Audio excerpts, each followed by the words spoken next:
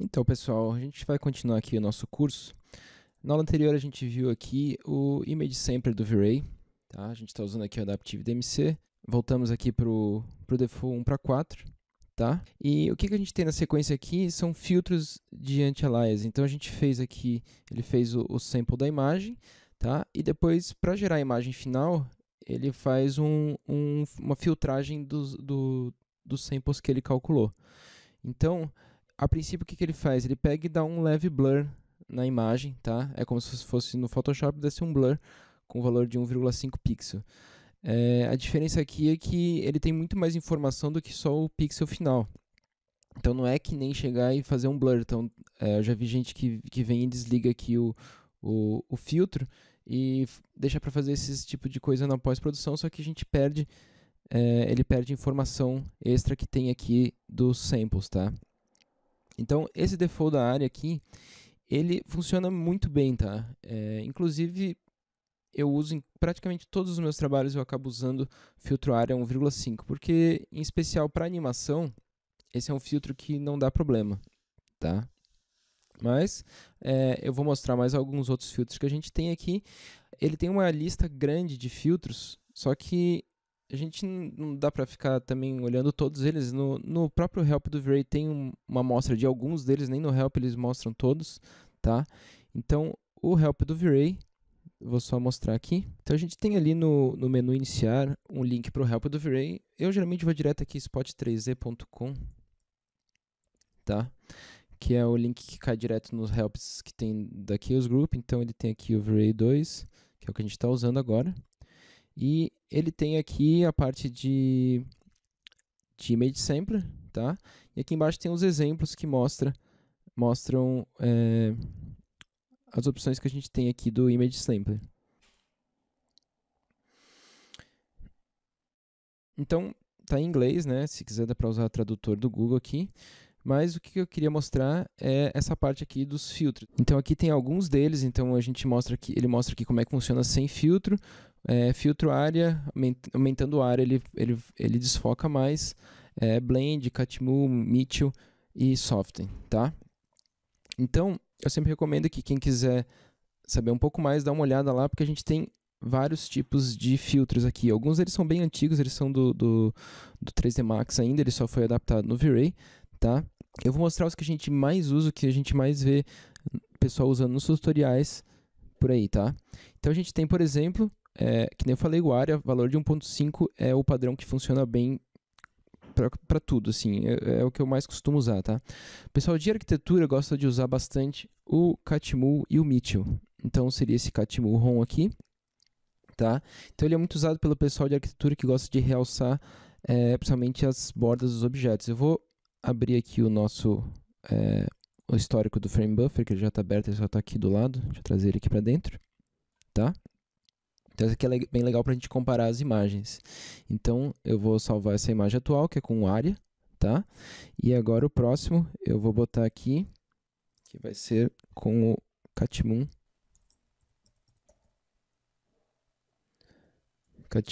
ROM.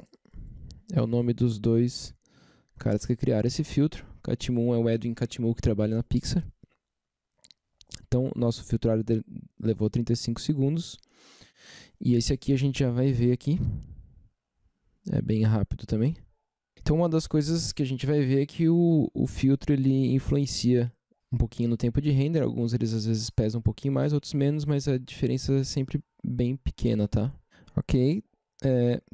39 segundos, demorou 35, um pouquinho a mais, pouca coisa. Imagina que num render que demora mais tempo, calculando GI, reflexo, tudo esse tempo de filtro vai ser muito pouco relevante, tá? Então agora a gente pode comparar os dois aqui. Então eu vou botar esse aqui no A e esse aqui no B, tá?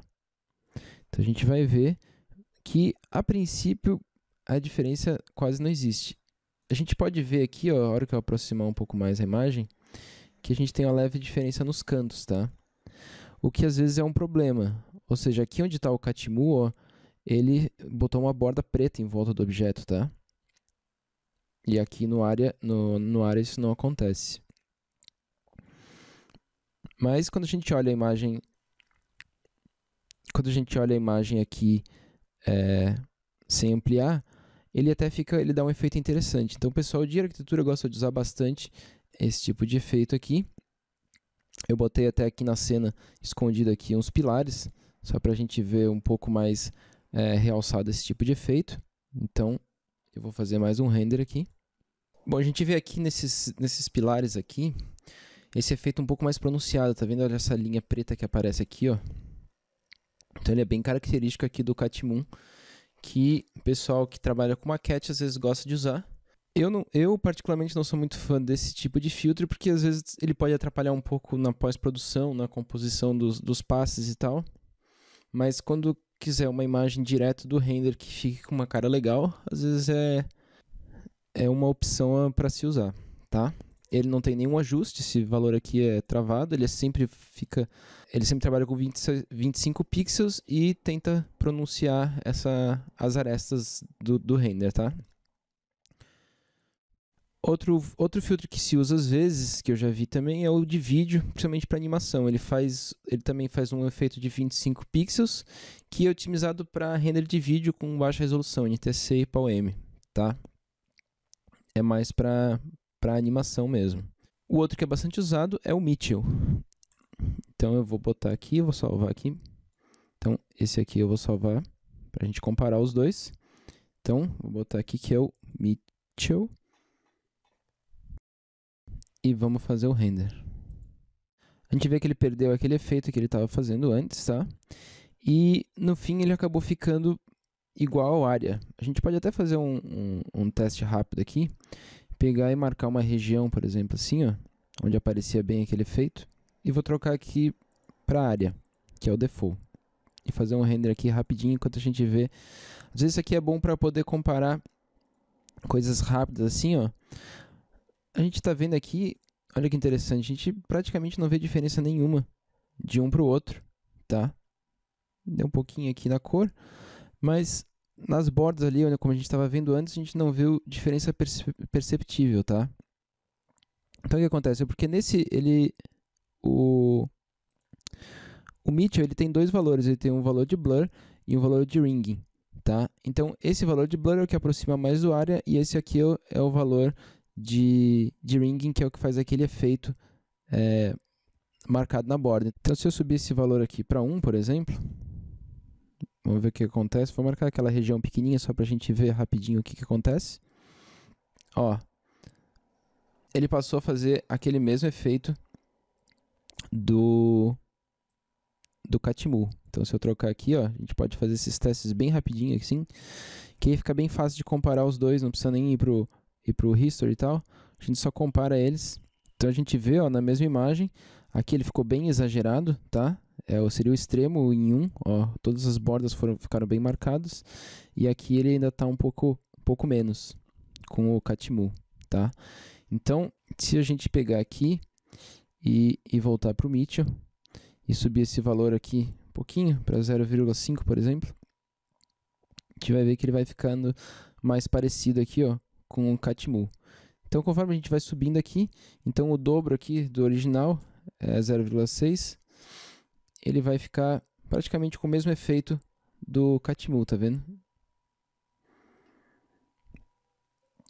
Então, resumindo aqui, como a gente tem um curso longo, né, eu não vou perder tempo aqui passando um por um, fica legal depois para quem quiser ver de curiosidade um pouco mais como é que funciona cada um deles, pega um por um, vai testando, tá?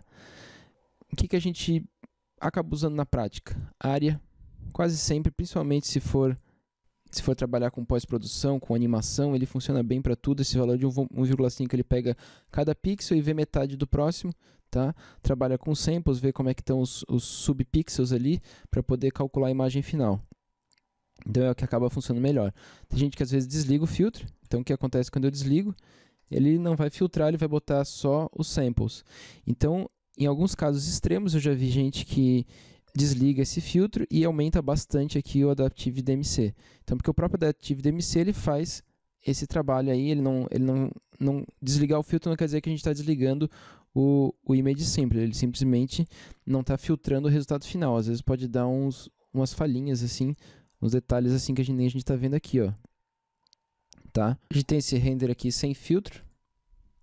Então, às vezes, se usa isso aqui com valores bem altos aqui de Adaptive DMC e ele próprio já faz isso. Mas, finalizando aqui, só para lembrar, eu considero o Aria o mais versátil, mais que a gente usa em mais situações, ele não dá problema em animação. Catmu é o que marca bem as edges e é legal para renders estáticos de arquitetura, para quem quiser realçar essas bordas aí. Não recomendo para animação, tá? Mitchell, ele faz uma mistura entre o Aria, que faz um blur, e o Catmu, que faz ali um sharpen, que ele realça as edges aqui no render, tá? Esses três aqui são os mais usados, Aria, Catmu e Mitchell. Mas, no geral, eu vou sempre estar usando aqui o Aria, ok?